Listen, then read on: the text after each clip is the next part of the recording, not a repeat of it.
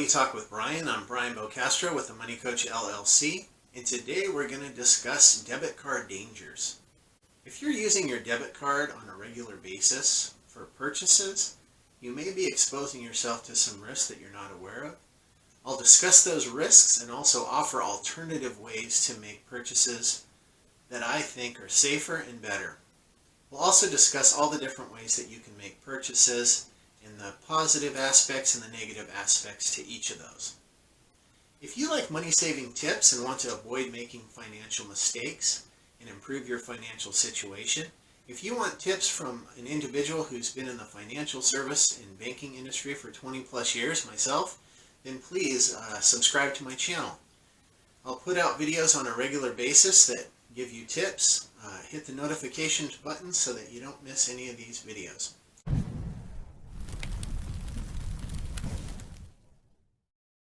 If you have any ideas on future videos, I'd love to hear about it. Please leave me a comment. As you can see here, we have our new shirts. They've come in. Be the hammer, not the nail. This is the one with the red Money Coach LLC lettering. Tell you a little bit about this shirt. So when I speak to my customers and clients over the years, one way that I communicate is with analogies. I think it's a great way to get a dry or difficult concept, the meaning passed across in a simple manner is just with an analogy. So this is one that came up. I was trying to explain to someone that when you're in a financial situation, you want to be the one that's in control. You want to be the one that's making the moves, that's has the freedom and the power in the situation. And so that's the hammer. Be the hammer, not the nail. You just don't want to be sitting there passively doing the work for someone else. So came up with be the hammer, not the nail. Another one that I came up with is if you're in a situation where there's a contract, or if it's like a salesperson type situation, I came up with one. You want to be the butcher, not the meat. So ask yourself, with the contract or the purchase that's going on, are you getting the deal that you want? Are you the one that's in charge? That would be the butcher.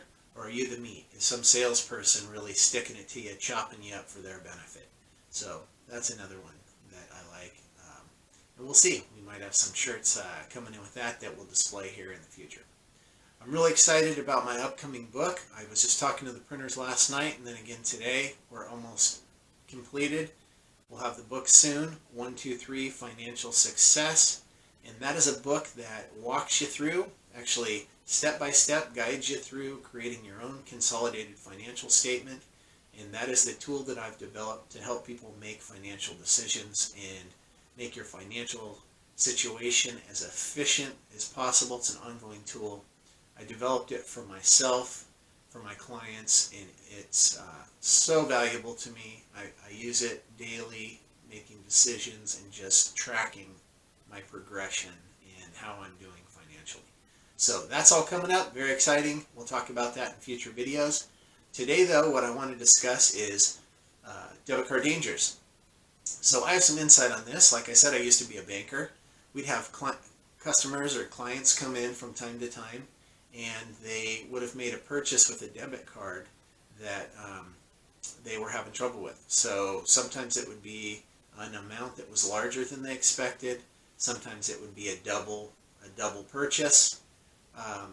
Sometimes it was they made a purchase and the vendor was supposed to credit them back after a return and something wasn't happening there. And then other times it was just a purchase they weren't even aware of, just a fraudulent purchase, and they'd come in a panic, if it was a large amount because their account was down. So not that they're not going to be made whole or mostly whole, depending on the bank. Some banks might withhold $50 fee for those type of services. It depends on the bank. You have to check with your bank. But not that you're not going to get made whole, but because it was done with a debit card, which is connected directly to the cash balance in your account, that money is out of your account. So the money's gone. You may get a temporary credit from the bank depending on your explanation of what occurred and how your bank's going to proceed. But the reality is at that moment, your money is out of your account. Oftentimes you're going to get it back, if not, Chances are you're going to get that money back, but it may take time, and that time can create other issues depending on how much money you do have.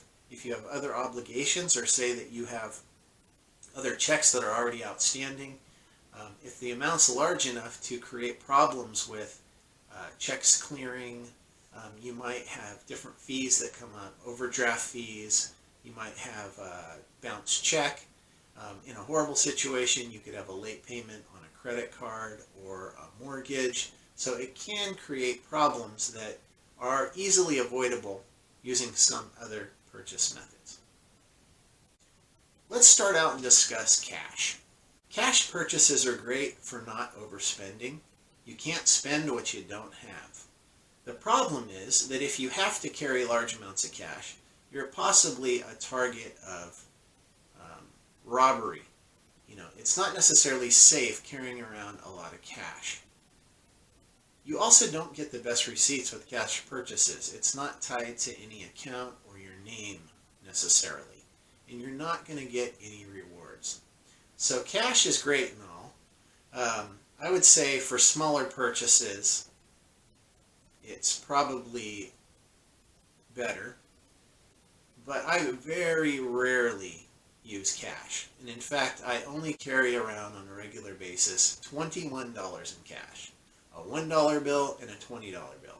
Reason being, every once in a while there's some small tiny little purchase, you just use the dollar. Other times there's something that you can't use, another form of payment that's under 20 bucks, and you just give them 20 bucks, and then when you get home, you get a new $20. But I always just keep the standard $20 bill and a $1 bill, and almost never use it. So that's my idea on that. Checks. Very rarely use checks these days. The only thing I can think of that I use checks is if I have a service that I receive from a professional. Sometimes they'll just want to get a check so that they don't have to have a credit card processing fee, or they're just not necessarily a complex operation.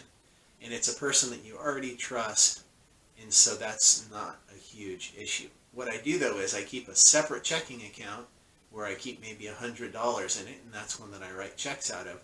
So when I am going to write a check to someone, I transfer the exact amount in there, and then I write the check. So it's very easy to make sure, when that check is cleared. And if someone ever got a hold of your sensitive information that is on the check, your account number, your routing number, and tried to do some fraudulent payment amount, you don't have too much exposure. You definitely don't want to be writing checks out to any, Tom, Dick, or Harry out of your main account that's tied into all your funds. And that checking account might also be linked as an overdraft situation if you're not aware to big savings accounts. That's also a big no-no. Now let's talk about debit cards. Debit cards aren't necessarily horrible to use. There is a better alternative, which I'll cover next. But debit cards, they take care of a lot of the problems you have with cash and checks. So the debit card doesn't have the sensitive information that you're giving every single person like a check. Some checks will have your address, it'll have your driver's license, phone number, and then obviously your bank account number. Debit card doesn't do that. It's similar to a credit card. The benefit over cash is that you don't have to carry a bunch of cash around. Whatever amount of money is in your bank account, a limit assigned by your bank for your debit card, you can make purchases up to that amount. Sometimes though, if you're trying to make a really large purchase with a debit card, you could run into trouble with limits. So speak to your banker about having the limit in an appropriate place for your card. You don't want the limit too high though, because if someone gets a hold of it in a fraudulent situation, that can create trouble on its own. The debit card though is pretty good, where you won't overspend if your account's set up properly. Set up though improperly, debit cards can create overdraft situations. There's a way to have settings on your debit card where the bank is allowed to, at their discretion, overdraft your account so that the argument is so that you can get your goods and not be turned away. The reality of it is they're collecting fees. It throws your account into overdraft situation, and it can be a pain. So I recommend not having that feature turned on. If you are in a situation where, say, money's maybe really tight, and you have small children, or you are going to have to, or you have people that rely on you and your money is tight, that might work from time to time. Like if you absolutely needed to get something like a medicine or food, that's the argument for that. But I'd say in most situations, if you have a healthy financial situation, that's not going to be a feature that you want to have turned on for your debit card. The receipts are going to be good. It's tied to an account with you. Sometimes you can get some rewards. One downside is you're not building your credit. Debit card purchases do not build credit. And there's no float. It's actually, when you make a purchase, it's taking the money directly out of your account immediately. So that's the problem though. If you have an issue, the money's already out of your account like we spoke about, then you have to work at getting it back. As you've already all figured out, what I think is the absolute best way to make purchases is with a credit card. There are some rules to follow though. You want to make sure that you're paying your credit card in full every single month. What this does is it allows you to avoid paying any interest or fees. All good credit cards are going to give you what's called a float, which means they let you have an interest-free grace period from the time you make your purchase to when your bill is due. The other benefit is the credit card is not tied directly to your money in your bank. You receive a statement that has all of your purchases that you can review on a regular monthly basis to make sure that they're all accurate. If there is a purchase that is in question, you take it up with your credit card company at that time. As they research it, then you usually don't have to pay that amount on your statement until it's been fully researched. You want to have a card that has no annual fees, and you want to have a card that maximizes rewards. Depending on your individual circumstance and what your credit score is and what access you have to different cards available, you want to make sure that you're using a great rewards card or the best rewards card that you have access to. My personal favorite that I'm using right now is my Citibank Visa. It's connected to Costco. I make as many of my purchases as I can on there. I pay it off in full each month. It separates my purchases from my cash. I have different insurance benefits. They, have all kinds of little things. Most of them I never use, but there's all kinds of little extras in there. And then at the end of the year, I get hundreds of dollars back as a cash-back rewards, which is great. So it's safer, it's more convenient, and I also get paid to do it. And if I pay my bill off in full every single month, then it's a income generator for me. The other thing is, using credit cards and paying your bill off on time builds your credit. And that's so important when you go to get auto loans, mortgage loans, and different types of loans that require good credit. I recommend having more than one credit card. You want to have them at different banks and also different types of cards, like a Visa, MasterCard, American Express, Discover Card are some of the different types of cards. And if you have them at different banks, there's some benefits for that as well. Another card that I have is my Discover card. I just put my Netflix payment on there automatically every month, $12.99. The benefit there is when my Discover card statement comes in the mail, it has an updated credit score for me every month. So if that score is not what I expect it to be, then within a 30-day period, it just notifies me to do some research and see what's going on. So I love that feature. If you have multiple credit cards, which I recommend, and most of them are going to have a zero balance most of the time. You're only going to be using the one or two that give you the best rewards on an ongoing basis. But what you need to do is to keep these cards active. So every 3 to 6 months, at least once a year, you want to put at least one purchase and then just pay it off when it comes. This keeps your card active and keeps the credit card open. In the past, I had an American Express card, and that was because it was issued as the Costco preferred payment method. But then when Costco switched over to Visa, I stopped using it. I forgot to keep a rotation and put a purchase on it every 6 months to a year, and I actually did receive a letter in the mail at one point with, there was no pre-warning. They just said, due to your purchase history, we've deemed that you do not need this credit line, and they cut my credit line by $10,000.